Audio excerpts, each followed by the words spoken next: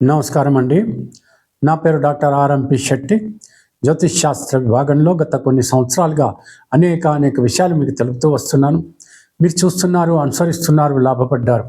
కానీ సబ్స్క్రైబ్ చేయడం మర్చిపోతున్నారు. బంధుమిత్రులకి షేర్ చేయడం కూడా మర్చిపోతున్నారు. ఈ చిన్న ప్రయత్నం కనుక మీరు చేసినట్టయితే నాకు ఎంతో ఉత్సాహం కలుగుతుంది. మరిన్ని వీడియోలు మీకు పంపించేటువంటి పరిస్థితి ఏర్పడుతుంది. తప్పకుండా మీరు లాభపడతారు. దయచేసి మన్నించండి. ఇకపోతే ఇప్పుడు నేను చెప్పాల్సినటువంటి అతి ముఖ్యమైనటువంటి విశేషం ఏంటంటే, మనము తరచుగా ఏమవుతుందంటే, జాతకాలను చూపించుకున్న తర్వాత ఒక నిష్ణాతుడైనటువంటి జ్యోతిష్యుడు మీకు పలానా గ్రహస్థితి బాగోలేదనో, దానికి కావలసినటువంటి పరిహారాలు చేయించుకోవాలనో, ఒక రత్న విధానము లేకపోతే ఒక భక్తి విధానము ఏదో ఒకటి మీకు సూచించేటువంటి పరిస్థితి ఏర్పడుతుంది. భక్తి విధానము అనేటప్పటికీ యజ్ఞాలు కానీ, హోమాలు కానీ, జపాలు కానీ ఇలాంటివన్నీ ఉంటాయి. తీర్థయాత్రలకు వెళ్ళేటువంటి పరిస్థితి కూడా ఉంటుంది. అయితే ఎప్పుడైతే ఈ యొక్క జపాలు అని అనుకుంటామో, జపాలు ఏమవుతుందనంటే ఒక్కొక్క గ్రహానికి ఒక్కొక్క విధంగా జపాలు చేయవలసి వస్తుంది. ఒకవేళ 1,25,000 జపాలు చెయ్యాలి అని అన్నప్పుడు మనం ఏం చేస్తుంటాం, చాలా మటుకు ఎవరైనా ఒక పండితుడిని మీరు ఆ జపాలు చేయండి, ఆ తర్వాత హోమాలు నిర్వర్తించండి, నేను కూర్చుని మీరు అన్నట్టుగా పూజ చేస్తాను అని అంటూ ఉంటాం. అయితే ఆ జపాలు మీరు కూడా చేసుకోవచ్చు. ఏముంటుందండి, ఒకవేళ ఆ జపాలు చేసుకోవాలంటే సపోజ్ వెంకటేశ్వర స్వామికి జపాలు అని అంటే ఓం వెంకటేశాయ నమః అని ఉందనుకున్నాం. ఆ ఓం వెంకటేశాయ నమః అనేటువంటిది 1,25,000 మనం జపించవలసి వస్తుంది. మీరు ఎట్లాగూ చేతిలో మాలలు పట్టుకుని 1,25,000 కౌంట్ ప్రకారంగా చేసుకోవచ్చు. కానీ మీకు ఆ ఓపిక ఉండదు. మీరేం చేస్తారు, కొంత డబ్బు పే చేసేసి ఆ జపాలు చేయమని చెప్పేసి మీ యొక్క గోత్రము, మీ పేరు ఇవన్నీ చెప్పుకుని అయిపోయింది కదా అని చేతులు తుడిచేసుకుంటారు. దానివల్ల ఫలితాలు అనేటువంటిది ఉండాలి అని అంటే ఉండేటువంటి పరిస్థితి ఉండదు.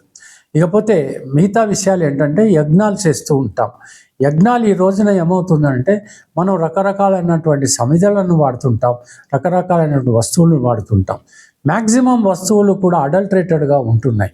ఇవన్నీ కూడా కెమికల్స్తో కూడి ఉన్నటువంటి పక్షంలో ఈ యజ్ఞాలు చేసినప్పుడు ఏమవుతుందనంటే, వాతావరణం పొల్యూషన్ అవుతుందే కాబట్టి వాతావరణం యొక్క పరిస్థితి బాగుండదు. కాబట్టి పైగా మనము చేస్తున్నటువంటి ఏదైతే ప్రయత్నం ఉందో అది ఫలించకపోగా మన యొక్క ఆరోగ్యాలు కూడా పాడయ్యేటువంటి పరిస్థితి ఏర్పడుతుంది. అయితే కొందరికి ధనవంతులకి వాళ్ళు స్వతహాగా ఈ ఆర్గానిక్ మెథడ్స్లో వాళ్ళకి కొన్ని వస్తువులు దొరకవచ్చు, వాళ్ళు చేసుకునేటువంటి పరిస్థితులు కూడా ఏర్పడవచ్చు. కానీ సామాన్యమైనటువంటి మనిషి ఎవరైతే ఉంటాడో అతను తన కోరికలను తీర్చుకోవడానికి ఏదో ఒక దుకాణంలోకి వెళ్ళి ఆ వస్తువులన్నీ కొనుక్కుంటాడు.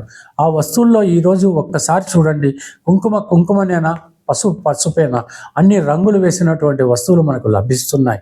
కేవలం ఏమవుతుందనంటే, ఏ వస్తువు చూసినప్పటికీ కూడా ఈ కెమికల్ రియాక్షన్స్తో ఆ వాతావరణం అంతా పొల్యూట్ అవుతుంది. కేవలం ఏమవుతుందంటే, మంత్రాలు చదవటం వినబడుతుందే తప్ప మీరు ఆ యజ్ఞంలో వాడుతున్నటువంటి ఏవైతే వస్తువులు ఉన్నాయో అవన్నీ కూడా చాలా పొల్యూట్ అయినటువంటి పరిస్థితులు ఉంటాయి. పోతే హోమాలు కూడా ఇంచుమించు అలాంటి పరిస్థితులు ఉంటాయి. కాబట్టి రత్న విధానం మాత్రమే చాలా శక్తివంతంగా ఈ రోజున పనిచేయటం అనేటువంటిది నేను గమనించాను. అంత మాత్రం చేత రత్న విధానం మాత్రమే అని నేను అనటం లేదు.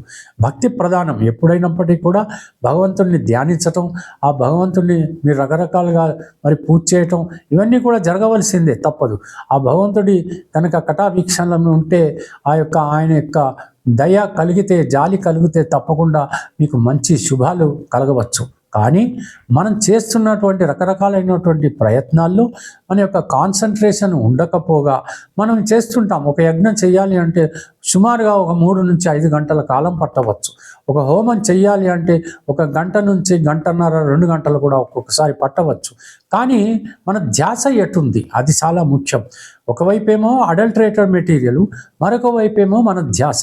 మనకు తలలో వెంట్రుకలు ఎన్ని ఉన్నాయో అన్ని సమస్యలతో మనం ప్రతిరోజు కూడా కొట్టుమిట్టాడుతున్నటువంటి పరిస్థితులు.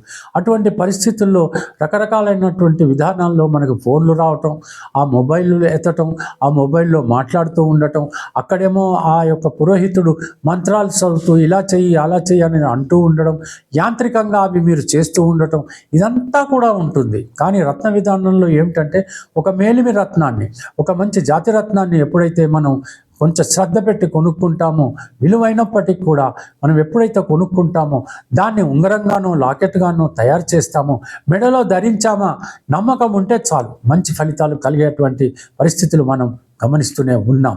అయితే భక్తి ప్రధానం కాబట్టి తప్పకుండా భగవంతుడిని మీ ఇళ్లలో మీ పద్ధతిలో మీరు పూజ చేసుకోవచ్చు.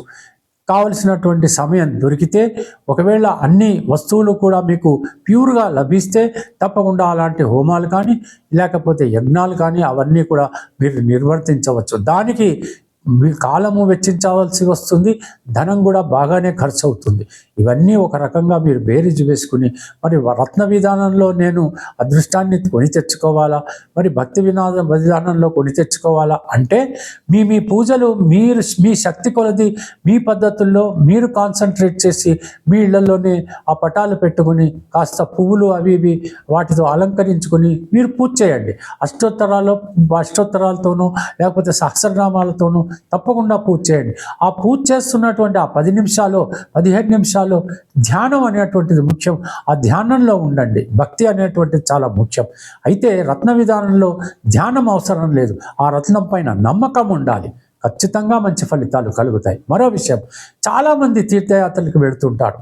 అయితే ఆ తీర్థయాత్రలకు వెళుతున్నప్పుడు ఆ ప్రయాణంలో ఆ యొక్క భక్తి అనేటువంటిది ఎక్కడా కనబడదు. రకరకాలైనటువంటి వేళాకోళాలు వినోదభరితంగా ఉంటుంది. అవన్నీ విహారయాత్రలు అనుకున్నట్టుగా ఉంటారు.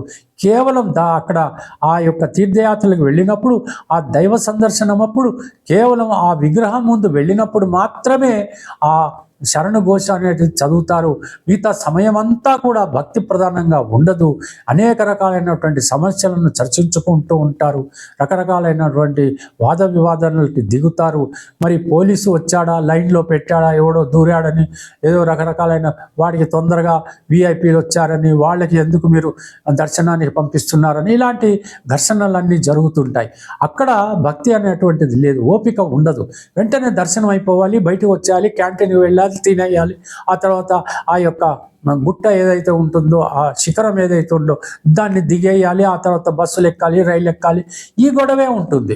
ఏ హోటల్కి పోదామా, ఎక్కడ ఏం తిందామా, ఈ గొడవే. తీర్థయాత్రలకు వెళ్ళినట్టే ఈ కాలం అంతా కూడా ఏదైతే ఉంటుందో అది వృధాగా గడిపినట్టే. అక్కడ భక్తి శ్రద్ధ అనేటువంటిది ఎట్టి పరిస్థితుల్లో మనకు పెద్దగా కనపడదు. ఎవరో కొంతమంది మాత్రమే ఆ యొక్క భక్తి శ్రద్ధలను కనబరుస్తారు. అందరూ 100కి 100 పాళ్ళు లాభం లేదు అని అనటానికి వీల్లేదు. కొందరు ఉంటారు భక్తులు, తప్పకుండా వాళ్ళు అనుకున్న విధంగా వాళ్ళు ధ్యానంతో ఆ తీర్థయాత్ర ప్రయాణం చేస్తారు. తప్పకుండా ఆ దైవాన్ని దర్శించుకుంటారు, మంత్రముగ్ధులవుతారు, ఎంతో తన్మయంతో ఇల్లు చేరుతారు. ఆ భగవంతుడు నాతో తోడు ఉన్నాడని అనుకుంటారు. ఆ రకంగా వాళ్ళ ప్రయత్నాలన్నీ కూడా చేస్తూ ఉంటారు. కానీ ఎక్కువ మోతాదులో ఎక్కువ మంది కనుక చూస్తున్నట్టయితే నేను చెప్పిన విధానంలోనే సాగుతుంది. కాబట్టి నేను ఈ రోజున చెప్పేది ఏంటంటే, భక్తి అనేది మీరు చేసుకోండి, ఆ తర్వాత రత్న విధానాన్ని అనుసరించండి, అదృష్టాన్ని కొని తెచ్చుకోండి. తెలిసింది కదా. సెలవు మరి, ఉంటాను. నమస్కారం.